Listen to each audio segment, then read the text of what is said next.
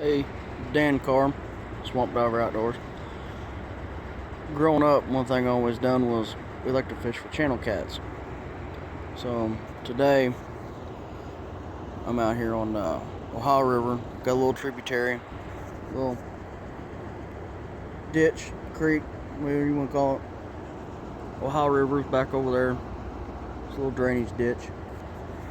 I like fishing for huge catfish, but sometimes just time pressed, But one of the things I like to do is I'll rig up real light. Been raining a lot. Catfish seem to like to go after night crawlers. So rigged up real light, got a real light sinker on here. And I'm gonna fish this little ditch here. See what I can't get into. I've caught fish here before. So let's see what happens. Been sitting here 15 minutes. I haven't had a nibble yet. Wanna move on down a little bit.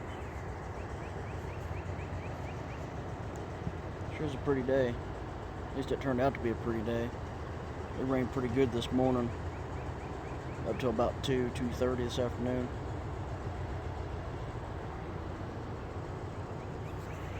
So today might be a washout, but it happens. Turned out to be a nice afternoon. So one of the things I want to point out here in southern Indiana, in particular where I live, we have two rivers that run together here. I'm gonna say it's 7 miles west of where I'm at here in Mount Vernon. I'm about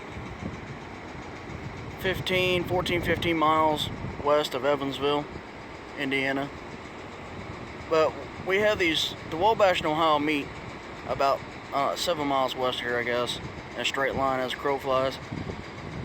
We haven't had a real bad winter. It's been pretty mild. But everybody around us, upriver, has been getting a lot of rain. And here in the Ohio River bottoms, it's been pretty well underwater most of the winter, or pretty close to flood stage.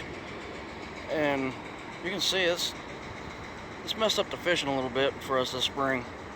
You can see up, almost how high the water has been. It's probably 4 feet deep right here where I was standing most of the winter. But it's all let's say the Ohio River's right here. It's Mount Vernon cold transfer. So we can't find another spot to fish. I'm gonna try my luck here on the river. Be a nice day to be out on the boat, that is for sure. I guess a lot of people get deterred by all the noise, but what I found out last summer was I had a harder time catching the fish on a weekend where there was no barge traffic moving these barges around. So I caught some real nice blues in the middle of the week when they were shuttling these barges around from dock to dock, and from over on that island, that's where they keep them tied up at over there.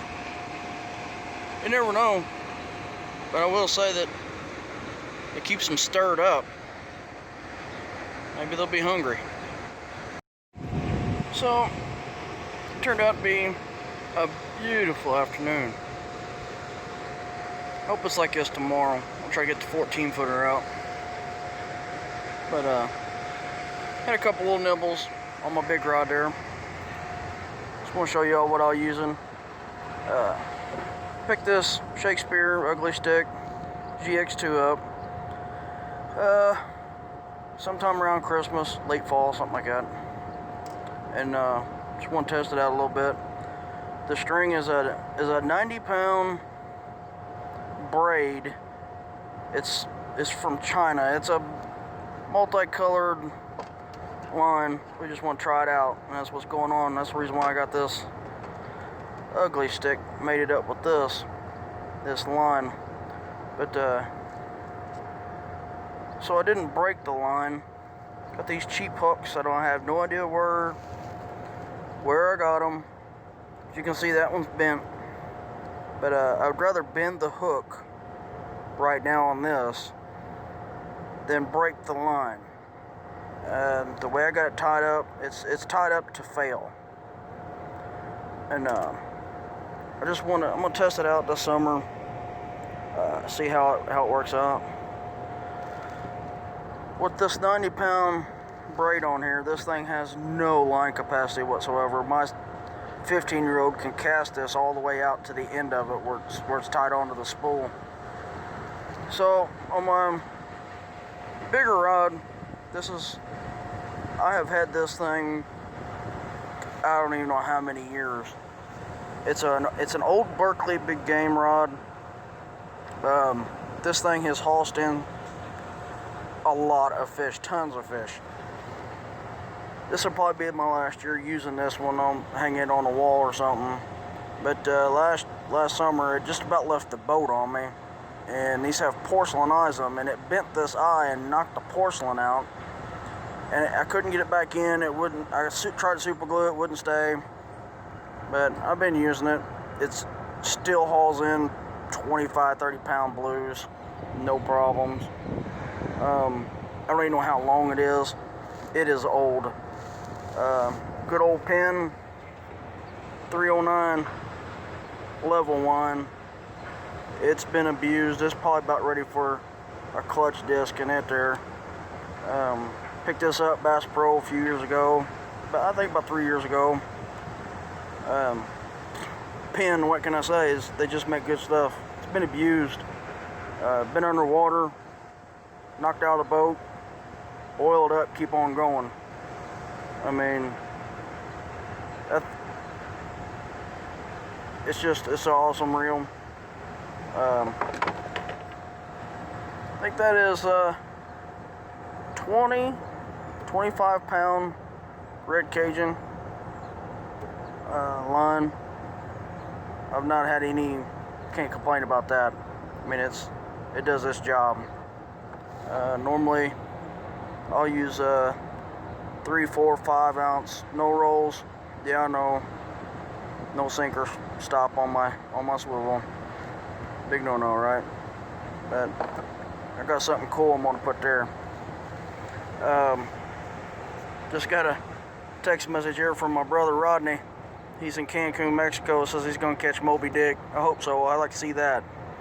I got a lot of these old bank sinkers. We got molds. We'll make our own sinkers.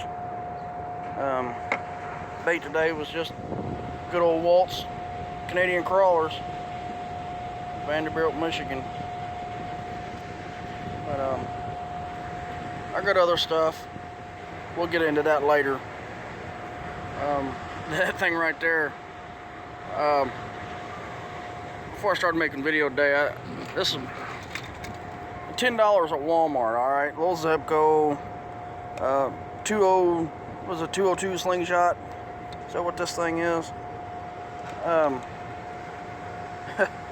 Talk about abuse. I've had this a year, and it.